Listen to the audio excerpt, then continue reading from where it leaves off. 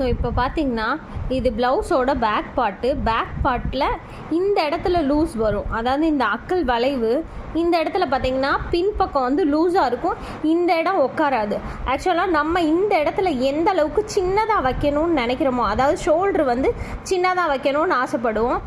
அதாவது இந்த ப்ளவுஸில் பார்த்தீங்கனாலே உங்களுக்கு தெரியுது, ஒரு 2 இன்ச்சுக்குள்ளே தான் இருக்கும். பார்த்தீங்கனாலே தெரியும் 1.5 இன்ச்சு அந்த மாதிரி தான் இருக்குது. ஸோ இந்த மாதிரி நம்ம வைக்கும்போது இந்த இடம் அகலமாக இருக்கும்.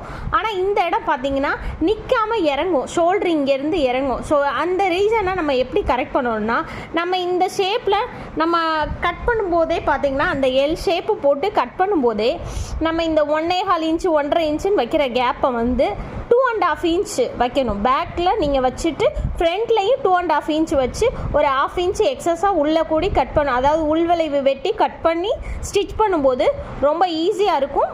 அது மட்டும் இல்லை, அந்த